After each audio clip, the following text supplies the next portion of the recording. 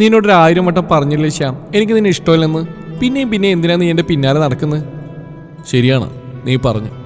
പക്ഷേ നീ ഓരോ തവണ ഇഷ്ടമില്ലെന്ന് പറയുമ്പോഴും നിന്റെ കണ്ണുകളിനോട് പ്രണയിക്കുകയാണ്. നാവിൽ നിന്ന് വീഴുന്നെല്ലാം സത്യമാണെന്നില്ലല്ലോ രാഗ. എനിക്കറിയാം നിനക്കെന്നെ ഇഷ്ടമാണെന്ന്. പക്ഷെ എന്തിനാ നീ എന്നെ അകറ്റി നിർത്തുന്നത്? നിനക്ക് വട്ട. എൻ്റെ കണ്ണിൽ പ്രണയം കണ്ടുപോലും. അവൾ പുച്ഛത്തോടെ ചിരിച്ചു. രാഗ, 2 വർഷമായിട്ട് എനിക്ക് നിന്നെ അറിയാം. ഞാൻ ഇഷ്ടം തുറന്നു പറഞ്ഞിട്ട് 1 വർഷത്തിനപ്പുറമായി. അതിനുശേഷം നീ എന്നെ അവോയ്ഡ് ചെയ്യാൻ തുടങ്ങി. പക്ഷേ എൻ്റെ കാര്യത്തിൽ മറ്റാരെക്കാൾ നീ ശ്രദ്ധിക്കാറുണ്ട്. എനിക്ക് വയ്യെന്ന് പറഞ്ഞാൽ പോലും നിന്റെ മുഖത്ത് സങ്കടം എഴുതിക്കാറുണ്ട്. എന്നിട്ടും എന്തിനാ? സത്യം പറ, നിനക്കൊരു തരും പോലും എന്നോട് ഇഷ്ടമില്ലേ? ഇല്ല ഇല്ല ഇല്ല. ഇനി ഇതും പറഞ്ഞ് നീ എൻ്റെ പിന്നാലെ നടക്കരുത്. ശരി, അമ്മ എനിക്ക് വേണ്ടി ഒരു പെണ്ണിനെ കണ്ടുവച്ചിട്ടുണ്ട്. നീ എന്ന പ്രണയത്തെ ഞാനിവിടെ മറന്ന് മറ്റൊരു ജീവിതത്തിലേക്ക് പോവുകയാണ്. നിനക്ക് സന്തോഷമാവൂല അല്ലേ? ബൈ. അവൻ അതും പറഞ്ഞ് തിരിഞ്ഞടന്നപ്പോൾ ഹൃദയം പൊട്ടി അവൾ നിന്നു. കണ്ണുകളെ നിയന്ത്രിക്കാൻ അവൾക്കായില്ല. മുറുകെ അടച്ചവൾ കണ്ണീരിനെ സ്വതന്ത്രമാക്കി. പെട്ടെന്ന് ആരുടെയോ നിശ്വാസം മുഖത്തടിച്ചപ്പോൾ അവൾ കണ്ണു തുറന്ന് നോക്കി. ശ്യാം കയ്യും കെട്ടി തൻ്റെ മുഖത്തേക്ക് നോക്കി നിൽക്കുന്നു. ഇഷ്ടമില്ലാത്തൊരുതിനാ കരഞ്ഞത്? അവളൊന്നും മിണ്ടാതെ മിഴികൾ താഴ്ത്തി നിന്നു. അവൻ അവളുടെ താടി പിടിച്ചുയർത്തി. ഇനിയെങ്കിലും പറ, എന്നെ ഇഷ്ടമാണോന്ന്? ഇല്ലെന്ന് അവൾ തലയാട്ടി. അവളുടെ കൈകൾ ശ്യാമിൻ്റെ തലയിലേക്ക് അവൻ തന്നെ വെച്ചിട്ട് സത്യം ചെയ്യാൻ പറഞ്ഞു. ഒന്നും മിണ്ടാതെ അവൾ അങ്ങനെ തന്നെ നിന്നു. എന്താ നിന്റെ പ്രശ്നം? വീട്ടുകാരാണോ? അവരോട് ഞാൻ സംസാരിക്കാം. അല്ലെന്ന് അവൾ തലയാട്ടി. പിന്നെ എന്താ നിന്റെ പ്രശ്നം? ഒന്ന് പറഞ്ഞു നിനക്ക്. മനുഷ്യനെന്തിനെങ്ങനെ വട്ടുപിടിപ്പിക്കുന്നേ? ഞാൻ നിന്നോട് എന്ത് തെറ്റാ ചെയ്ത്? കാരണം പറഞ്ഞ് ഞാൻ തന്നെ പോയിക്കോളാം. നിന്നെ പിന്നെ ശല്യപ്പെടുത്തില്ല. ഞാൻ സത്യം പറഞ്ഞ് നീ ഒഴിഞ്ഞു പോവൂ. അവൾ അവൻ്റെ കയ്യും പിടിച്ച് വാഷ്റൂമിലേക്ക് കയറി തൻ്റെ ഉടുപ്പുമെല്ലാം അഴിച്ചു. അവൾ എന്താ ചെയ്യുന്നതെന്ന് മനസ്സിലാവാതെ അവൻ അവളെ നോക്കി. ടോപ്പ് ഊരി മാറ്റിയപ്പോൾ അവനൊന്ന് ഞെട്ടി.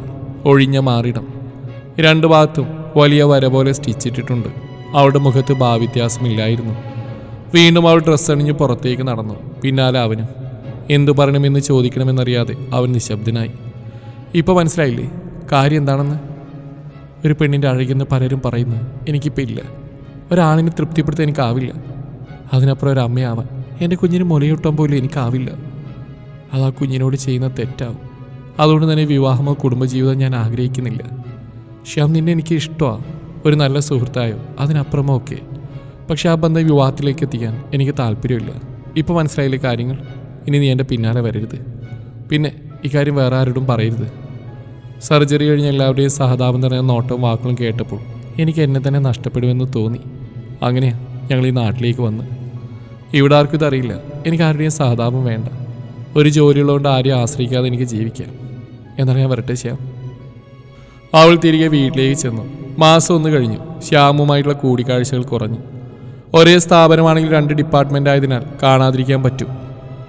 മുൻപാണെങ്കിൽ ഓരോരോ കാരണം പറഞ്ഞ് തന്നെ കാണാനായി അവൻ വരാറുണ്ടായിരുന്നു. ഒരു ഞായറാഴ്ച അച്ഛൻ്റെ പിറന്നാൾ കൂടിയാണ്. അച്ഛനെയും അമ്മയും കൂട്ടി അമ്പലത്തിലേക്ക് ചെന്നു.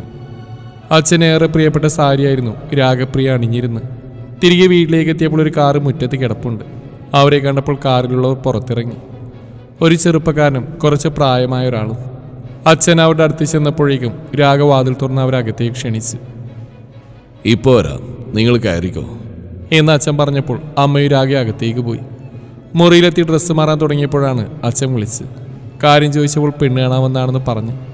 അവളുടെ അവസ്ഥയെല്ലാം അറിഞ്ഞിട്ട് വന്നതാണെന്നും പറഞ്ഞു. അതൊന്നും വേണ്ടെന്ന് പറഞ്ഞ് മുറിയിലേക്ക് തിരിഞ്ഞപ്പോൾ അച്ഛൻ അവളുടെ കൈ പിടിച്ച്. നിശബ്ദനായി അയാൾ മകളെ നോക്കി. അച്ഛൻ്റെ മുഖത്തെ ഭാവങ്ങൾ അവൾക്ക് മനസ്സിലായി. ശരി, ഞാൻ വരാം. അതിൻ്റെ പേരിൽ നല്ലൊരു ദിവസമായിട്ട് വിഷമിക്കേണ്ട. അവൾ അച്ഛൻ്റെ കൈയും പിടിച്ച് ഉമ്മറത്തേക്ക് ചെന്നു. വന്നവർക്ക് അമ്മ ചായ കൊടുക്കുന്നുണ്ടായിരുന്നു. ദാ ഇതാണ് ചെക്കൻ.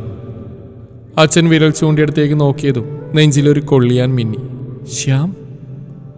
അവിടെ പിന്നീട് സംസാരിച്ചൊന്നും അവൾ കേട്ടില്ല. ശ്യാമിന് അവളോട് സംസാരിക്കണമെന്ന് പറഞ്ഞപ്പോൾ അവളോട് കൂടെ ചെല്ലാൻ പറഞ്ഞു. തൻ്റെ മുറിയിലേക്ക് അവൾ നടന്നപ്പോൾ നിഴൽ പോലെ കൂടെ അവനും ഉണ്ടായിരുന്നു. ഇരുവർക്കുമിടയിൽ മൗനം തളം കെട്ടി. പെട്ടെന്ന് അവളെ ചേർത്ത് പിടിച്ചു. ഈ പെണ്ണിനെ വിട്ടുകളയാൻ. അവൾ ഞെട്ടി അവനിൽ നിന്ന് അടർന്നു മാറി. വേണ്ടെന്ന് പറഞ്ഞല്ലേ ഞാൻ, എന്തിനാ വീണ്ടും വന്നേ? നീ എനിക്ക് അത്രയ്ക്കും പ്രിയപ്പെട്ടതായതുകൊണ്ട്. നീ കരുതും പോലൊന്നുമില്ല കാര്യങ്ങൾ. പെണ്ണിൻ്റെ അഴകളവുകൾ കണ്ടല്ല ഒരാൾ അവളെ ഇഷ്ടപ്പെടേണ്ടത്. മറിച്ച് അവളുടെ മനസ്സ് കാണണം, അവളുടെ പ്രണയം കാണണം. അതിനപ്പുറം ബാഹ്യരൂപത്തിന് പ്രാധാന്യമൊന്നുമില്ല. നാളെ എനിക്കൊരു ആക്സിഡൻറ്റ് പറ്റി കയ്യോ കാലോ പോയാൽ നീ എന്നെ നോക്കില്ലേ? അതോ പാതിയിൽ ഉപേക്ഷിക്കോ? ഇല്ലെന്ന് അവൾ തലയാട്ടി. പിന്നെ കുഞ്ഞിന് പാൽ കൊടുക്കുന്ന കാര്യം. ഇന്ന് സൗന്ദര്യം പോകുമെന്ന് പറഞ്ഞ് എത്ര അമ്മമാരും മക്കൾക്ക് മുലപ്പാൽ നിഷേധിക്കുന്നുണ്ടെന്ന് നിനക്കറിയോ? എന്നിട്ടും നിനക്ക് എന്തെങ്കിലും ഉണ്ടായേക്കാവുന്ന നിന്റെ കുഞ്ഞിനെ പറ്റി ആവലാതി പൂണ്ട് നിൽക്കുന്നു. നിന്നെ ഞാൻ മനസ്സിലാക്കുന്ന പോലെ നമ്മുടെ കുഞ്ഞും മനസ്സിലാക്കും. ഒരിക്കലും അതിൻ്റെ പേരിൽ നിന്നെ ആ കുഞ്ഞ് നോവിക്കില്ല. ഇനിയെങ്കിലും വന്നൂടെ എൻ്റെ ജീവിതത്തിലേക്ക്? അവൾ അവൻ്റെ മുഖത്തേക്ക് കുറച്ചു നേരം ഉറ്റുനോക്കി. നീ ഓർക്കുന്നുണ്ടാവും ഈ ഒരു മാസം ഞാൻ എവിടെയായിരുന്നു എന്നല്ലേ? ഞാൻ ഇന്നും നിന്നെ കാണാറുണ്ട്, മുന്നിൽ വരാറില്ലെന്ന് മാത്രം. ചിലപ്പോഴൊക്കെ നീ എൻ്റെ സാമീപ്യം ആഗ്രഹിക്കാറുണ്ടെന്ന് എനിക്കറിയാം. എന്ന് നിന്റെ കണ്ണുകൾ തിരക്കുന്ന ഞാൻ കാണാറുണ്ട്. സത്യം പറഞ്ഞാൽ പിറ്റേന്ന് തന്നെ ഒരു താലിയും കൊണ്ട് നിന്റെ അടുത്തേക്ക് വരാനിരുന്ന. പിന്നെ തോന്നി കുടുംബത്തിൻ്റെ കൂടെ അനുഗ്രഹമില്ലാതെ നമ്മൾ ഒന്നാവുന്നത് ശരിയല്ലെന്ന്. എൻ്റെ അമ്മയോട് നിന്നെപ്പറ്റി പറഞ്ഞ് അവരൊക്കെ കൊണ്ട് ഈ കല്യാണത്തിന് സമ്മതിപ്പിക്കാനാണ് ഇത്രയും സമയമെടുത്ത്. അവരൊക്കെ പഴയ ആളുകളാണ്, മനസ്സിലാക്കാൻ സമയമെടുത്തു. പക്ഷേ ഇപ്പം നിന്നെ കാണാൻ കാത്തിരിക്കുക. ഞാൻ അമ്മയോട് പറഞ്ഞോട്ടെ മരുമോൾക്ക് എൻ്റെ കൂടെ വരാൻ ഇഷ്ടമാണെന്ന്? അതുകൂടി കേട്ടപ്പോൾ അവൾ അവൻ്റെ നെഞ്ചിലേക്ക് വീണു. പ്രണയം സത്യമാണെങ്കിൽ എന്ത് പോരായ്മയും പരിഹരിക്കപ്പെടാൻ അതിന് കഴിയും.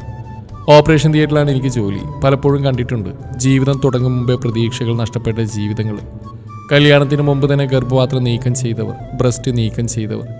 പക്ഷെ അവരുടെയൊക്കെ ജീവിതം അവിടെ തീർന്നു. പ്രത്യുൽപാദനത്തിന് വേണ്ടിയാണ് വിവാഹം എന്ന് കരുതുന്ന സമൂഹമാണ് നമ്മുടേത്. അതിനപ്പുറം ഓരോ ജീവനുകൾക്കും സ്വപ്നങ്ങളും ആഗ്രഹങ്ങളും ഉണ്ടെന്ന് പലരും ഓർക്കാതെ പോകുന്നു. മനസ്സിനെ പോലും 4 ചുമരുകൾക്കുള്ളിൽ തളച്ചിടുന്നു.